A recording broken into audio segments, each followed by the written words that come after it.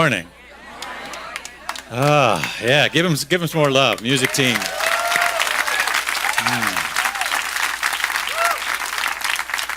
Take a breath. Just take all of that in. That's what we're doing here together. We are creating spiritual community. We are being spiritual community, that body of sacred connection that says, I need you to survive, that we are connected to one another, that there is an inextricable link between us called spirit, and that there's really only one thing happening here, and it's God appearing as you, appearing as me, and appearing as all that we see around us. And so today, in this moment, we simply lift up our consciousness to be more attunely aware of that which is happening and that which is being asked to happen through us and as us. Amen? Amen. So it is. Good morning. It is a delight to be with you again. Last week, we talked about creativity. All month, we're talking about creativity. And last week, we talked about how creative we are. That we are all creative, regardless of whether you know it or not. You are creative because you are constantly using the creative power of mind in your life. And today I'm going to say some things that might seem like they contradict that a little bit, but there's a reason for that. And I got to check my time right, because I know you guys have a clock up here, but it's pointed down so the speaker can't see it. I'm just saying. All right. And that's not subtle to rip the Velcro off and.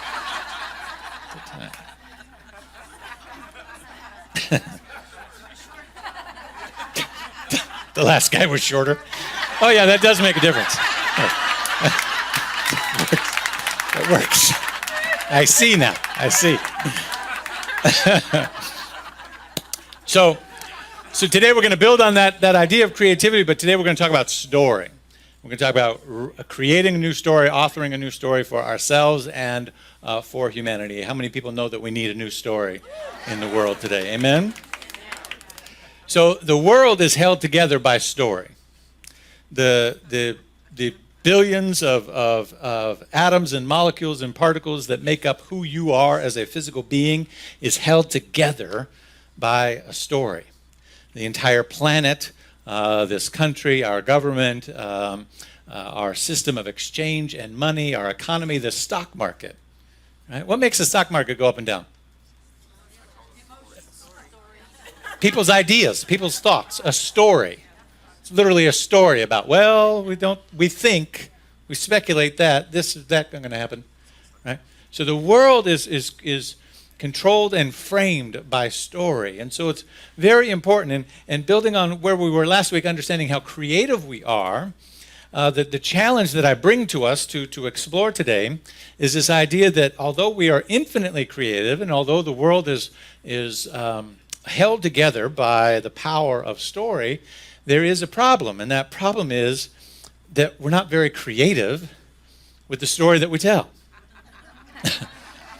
Right? Now, the reason I say that, as you said, well, last week you said we're infinitely creative. We are. But how creative is it to keep retelling the same story over and over and over again? Right? I get in trouble sometimes because, and I'm growing in learning with my 14-year-old son about movies and stuff, because I get a little cynical that, every movie comes out, I'm like, that ain't new. I haven't seen a new movie. I mean, I've been happy with and he's into the comic stuff, so I've been happy with the Marvel and the DC comic, all the stuff that they've been doing, because that's been somewhat new in terms of putting it on the big screen. But prior to that, it was like, well, that's just a remake of Independence Day, which is just a remake of a thing, which is just right. It's all old. It's all the same old story over and over and over again. And I notice that happening in our world. Have you noticed the patterns of the old stories? And the same plots repeating themselves. We have the heroes and the villains and the white knights and the action movies, and they all end the same, and it's all guided by story. Story is so important that the evangelical author Brian McLaren wrote a book called Everything Must Change, and it's one that I use a lot in referencing things, because he talks about the importance of a framing story, the framing story that we tell ourselves about our world. And because he's an evangelical Christian, he talks about the framing story that the world has around Jesus and the need to to rewrite that story. And I just want to read you a quick excerpt from his book, Everything Must Change. He says, if our framing story tells us that we humans are godlike beings with godlike privileges, intelligent and virtuous creatures outside of a limited environment of time and space without any potential flaws, we will have no reason to acknowledge or to live within limits, whether moral or ecological. Similarly, if our framing story tells us that the purpose of life is for individuals or nations to accumulate an abundance of possessions and to experience the maximum amount of pleasure during the maximum number of minutes of our short, insignificant lives, then we will have little reason to manage our consumption. If our framing story tells us that we are in a life and death competition with each other and that only the fittest will survive, and each species in each group is in a violent struggle to outcompete and gain independence and safety from the dominance over all others, then we will have little reason to seek reconciliation and collaboration and nonviolent resolutions to our conflicts. If our framing story tells us that we are simply a mass of atoms in a complex and ultimately meaningless fermentation of decaying process, that there is no ultimate purpose to existence, no higher value to the story, then we will have little reason to seek transcendence. But if our framing story tells us that we are free and responsible creatures in creation made by a good, wise, and loving God, and that our Creator wants us to pursue virtue and collaboration, peace and mutual care for one another and all living creatures, then our lives can have profound meaning if we align ourselves with God's wisdom, character, and dream for us. Then our society will take a radically different direction, and our world will become a very different place. And so the story that we tell ourselves and the story that you and I are creating together as infinitely creative beings is so vitally important. And today I want to share with you how to rectify broken stories, how to identify the three elements, what I call the three elements of a good story that we don't see often enough, and how you can begin to use those to heal and transform stories in your life. Are you ready for that? So the three things. Now, the three things are this. One, these are three things that have to intersect. Now, if you get to learn about me that I'm a big visual person. I'm a visual learner, visual thinker. And so when we have the screens, Venn diagrams will go up all over the room. And you'll see these three intersecting circles, right? And you'll be like, oh, there he goes again with the circles and the things and the charts. But that's just the way I am, right? So the three things are this: the journey with our wound, the conditioning of our mind, and the desire of our heart. Again, the journey with our wound, the conditioning of our mind, and the desire of our heart. Now, the first thing sounds like not a very New Thought thing to say. The journey with our wound. What do I mean by that? I mean that your story is framed by the things that have happened to you, and that each one of us has a journey with things that would appear to be wounds, things that didn't happen or unfold the way we would have preferred, things that maybe we were born into that we didn't have necessarily conscious buy-in, or at least not conscious in this particular form. For me, example, one of my journey with my wound is the absence of my father in my life. Okay, now I didn't have much to do with that, but it's a piece. And so what I mean by that is the journey with my wound is I can either be wounded by that perpetually and carry the hurt around by that and throw that hurt onto other people, bring it into every relationship, or the journey with the wound means I can heal it, transform it, and talk about it. I can show you the place where it left a mark, but I'm not still wounded by it. Am I making sense? So your journey with your wound is very, very important, right? Conditioning of your mind is we'll get into each of these in a moment. We are conditioned by the environment that we are in, and then finally the desires of our hearts. There is a really old story, though, before we break these three things down, that I want to get into with you. It's an old story, and I want you to imagine the context of this story. This story is a group of people who were once enslaved and who sought freedom from their enslavement and went on a journey and therefore became a nation of immigrants. And we pick up where I'm going to start sharing this story is we pick up a little after all the liberation has happened and after they've established a new place for them to be. And in this new place, they have begun to do all of the things that they sought to be free from. In other words, they built a new capital. They were once slaves. They were used by their ruler to build buildings, and then they got their new land, and they started building a capital, and they used slave labor to build their capital. You understand what I'm saying? There's an old paradigm in stories that talk about how the once oppressed, once freed, become the oppressor. Now, how can that be? Right? It is so because there's a part of our story that doesn't get healed. So I want you to imagine this situation in which this nation of immigrants is actually being really cruel to immigrants in their land. Can you imagine such a thing? I, of course, am talking, I don't know what you're talking about, but I, of course, am talking about a 3,000-year-old story of the Hebrew nation and the Israelites. Well, and we'll pick up the story in 1 Samuel. Now, this is after they have been liberated. They have established this new place. As I said, they they were once Pharaoh's slaves. Now they're free. They build their own new capital in Jerusalem. They use slave labor to do that. And they have disregarded everything that they once sought to be free from. They have done to other people. And Samuel is perplexed as their prophet and leader, and he's getting old. And in fact, this part of the story picks up there. They go to Samuel and they say, "You are old, and your sons do not follow your..." Behold, you are old. In the King James, it says, "Behold, you are old." Behold, you are old, and your sons do not follow in your ways. And so we want you to appoint us a king to lead us, such that all other nations have. And he said, but when they say, "Give us a king to lead us," it displeases Samuel. So he prays to the Lord, and the Lord tells him, "Listen to all that the people are saying to you. It is not you that they have rejected, but they have rejected me, and all that I have done for them from the day that I brought them out of Egypt until this day, forsaking me and serving other gods, and so they are doing to you.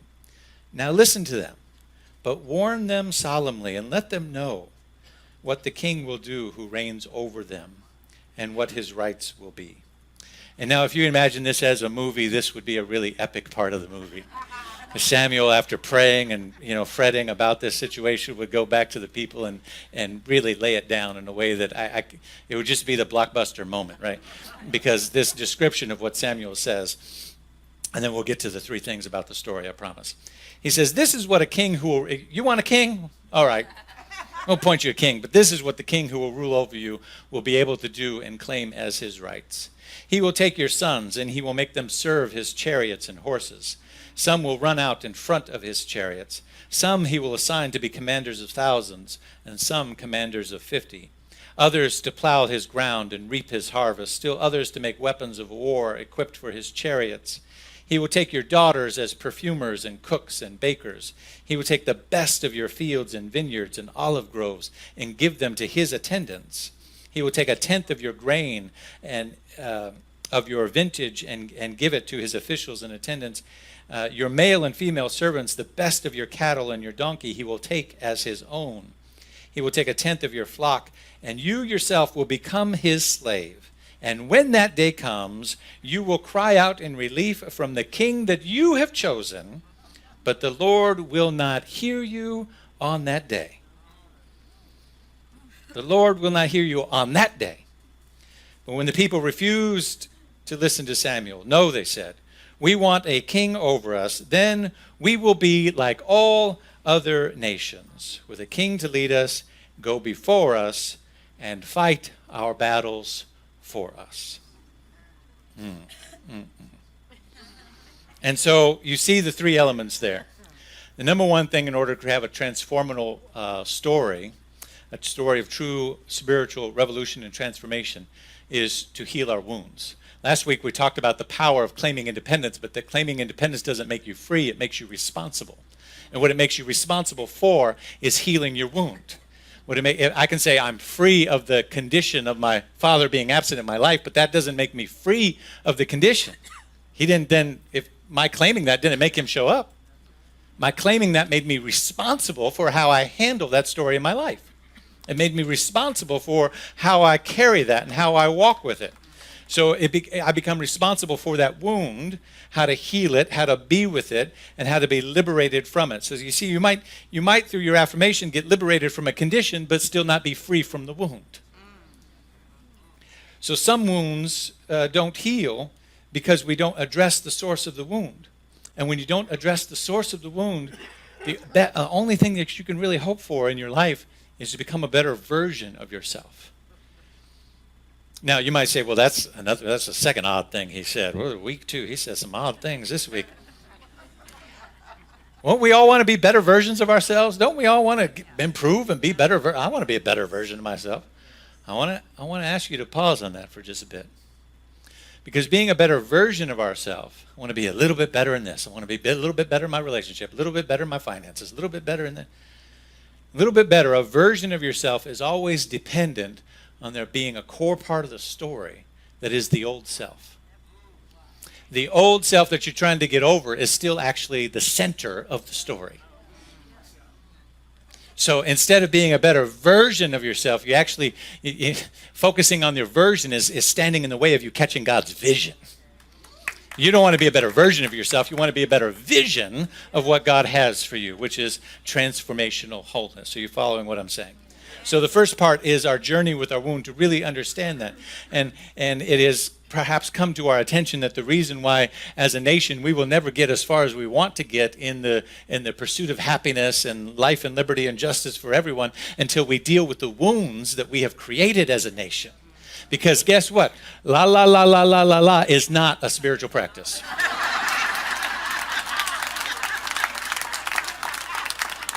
Right?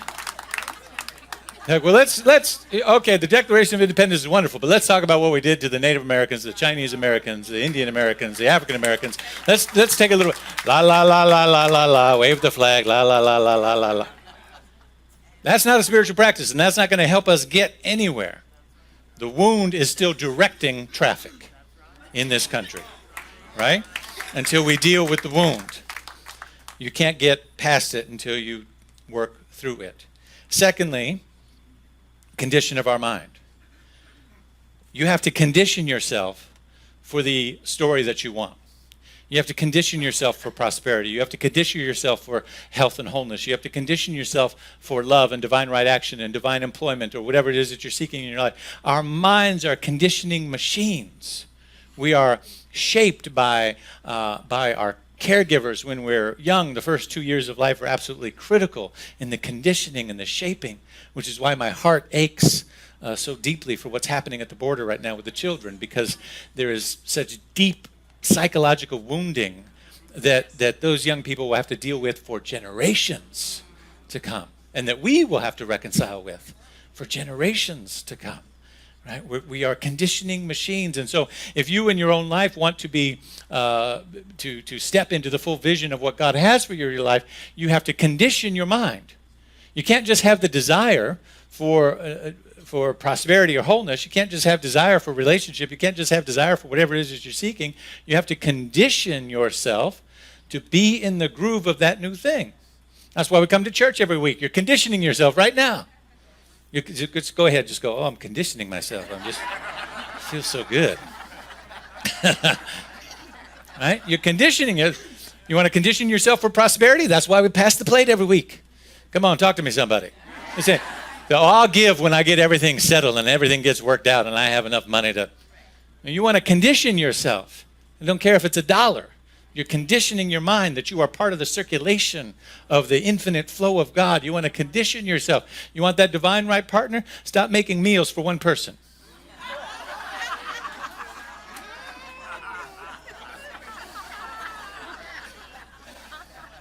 Get up, make the bed, and set the table for the other person. Condition your mind for that experience. Condition yourself. Whatever it is that you're seeking, you have to condition yourself. And so transformational stories come when we put all of these three things together, the journey with our wound, the conditioning of our mind, and finally the desire of our hearts. The desire for our hearts is simply God's vision for our life.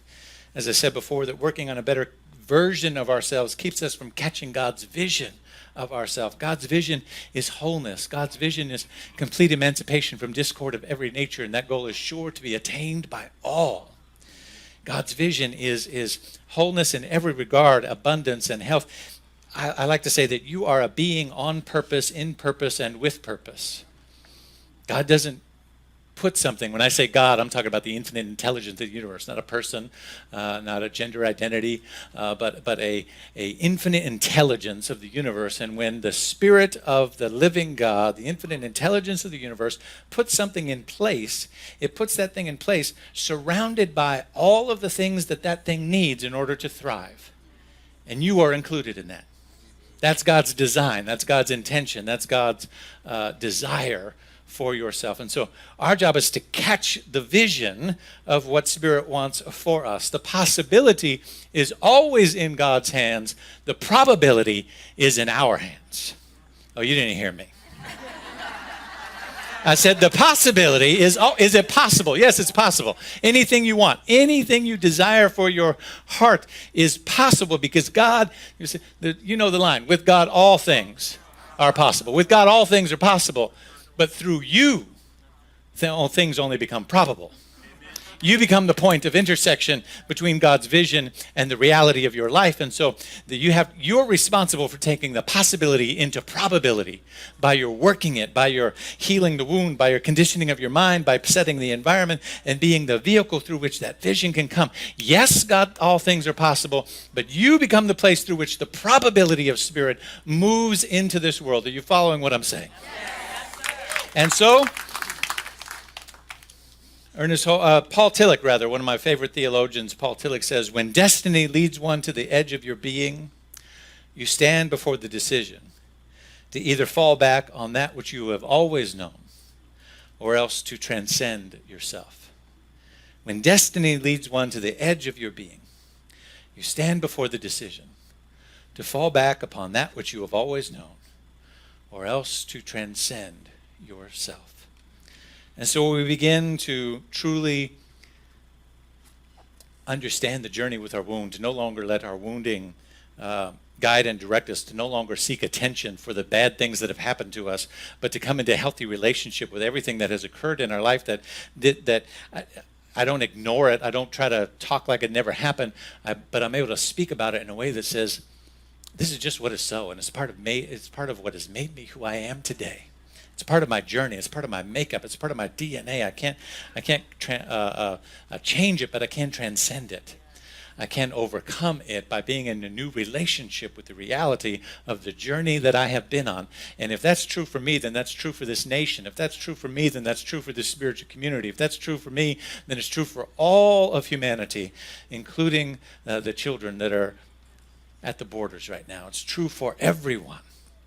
We must understand the deep, intimate relationship we have with the journey of our wound. Secondly, the conditioning of our mind, that it is up to us to shape and codify. The book of the month, which is about this man who'd been in prison on death row for 30 years for a crime he didn't commit.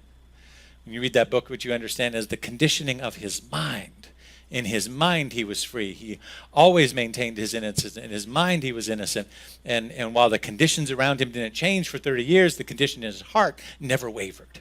He continued to condition his mind until physical reality caught up with spiritual reality. You're following what I'm saying? And finally, with Ernest Holmes, from The Science of Mind, it says this: a new light and a new dawn is coming into the world. We are on the borderlands of a new experience. The veil between spirit and matter is very thin. The invisible passes into visibility through our faith in it. A new science, a new religion, a new philosophy are rapidly being developed. This is in line with the evolution of the great presence, and nothing can hinder its progress. It is useless as well as foolish to make any attempt to cover this principle or to hold it as a vested right of any religion or sect or order. Truth will out. Spirit will make itself known. Happy are we if we see these things which from the foundation of the human race have been longed for by all aspiring souls. Happy are we if we see these things which from the foundation of the human race have been longed for by all aspiring souls.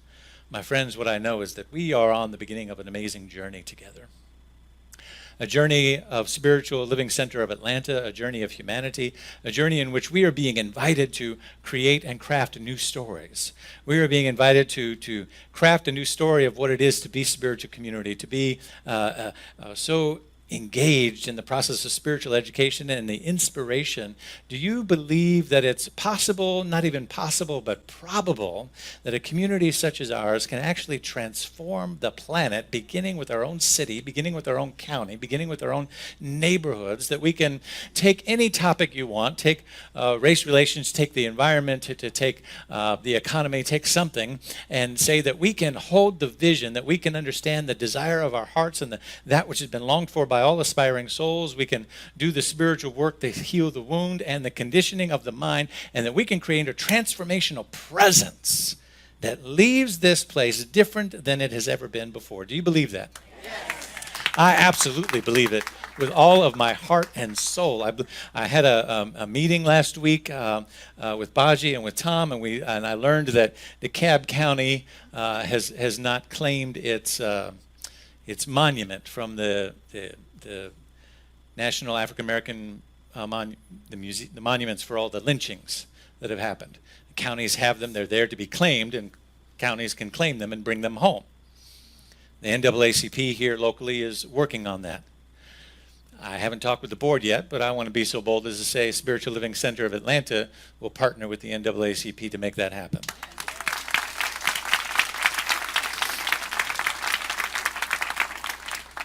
And that's just the tip of the iceberg of what we can do if we set our intention and understand that we can create transformational consciousness. But it begins here. It begins in this moment. It begins with your own practice in your own life, understanding the journey with your wounds, the conditioning of your mind, and the desire of your hearts. Apply those three things and begin to create a radical new story for yourself.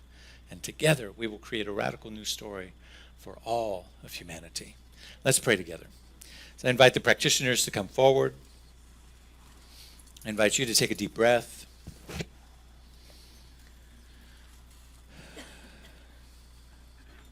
I invite each one of us to simply center into this moment.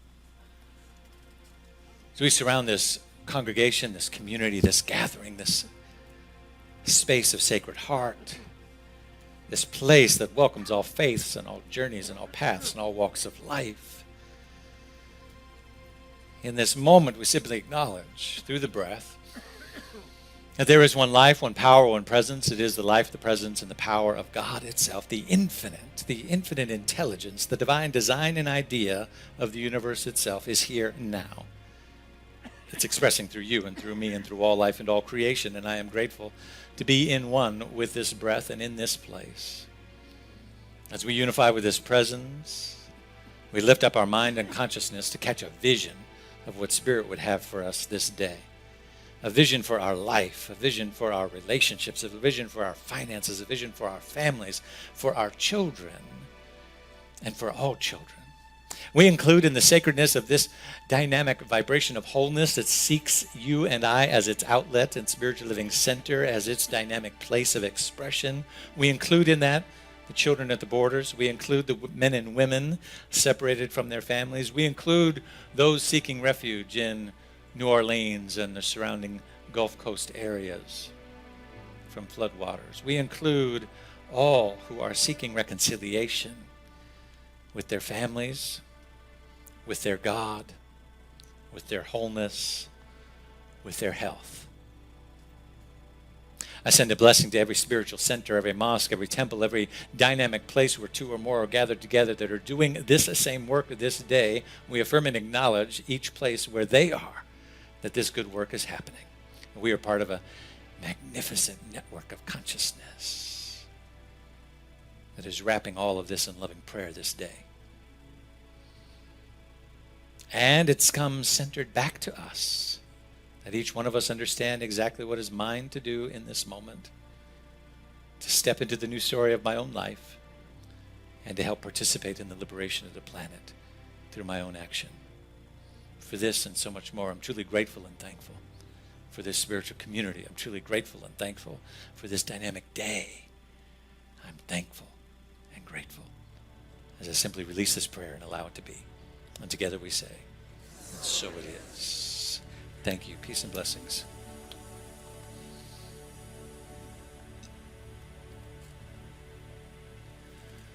Woo. Thank you.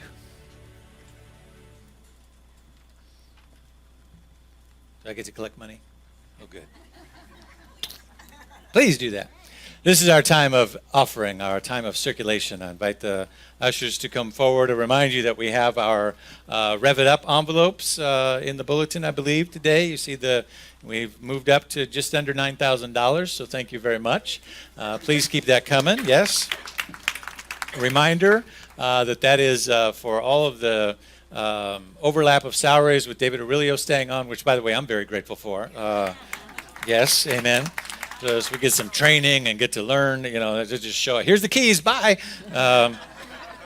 We're we're talking every day and making sure we know what the right hand and the left hand are doing. And we've got Alexander here, and we've got the moving expenses and all those things to take care of during the summer months, which, as we said, we're writing a new story. The summer months are not a time of downturn or low attendance. Look around. The place is full.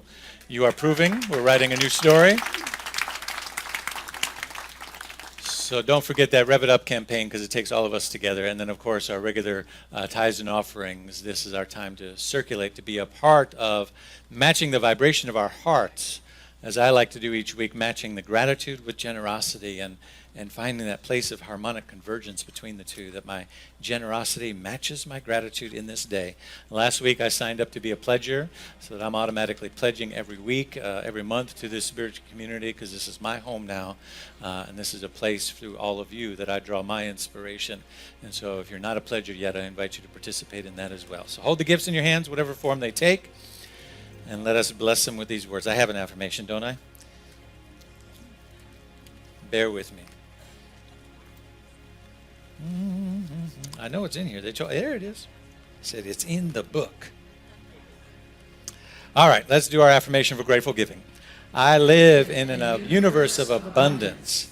As I freely and joyfully give, I join in the divine flow, and all that I share with life returns to me multiplied abundantly. And so it is. Thank you, Amen. Dr. David. Alexander, thank you.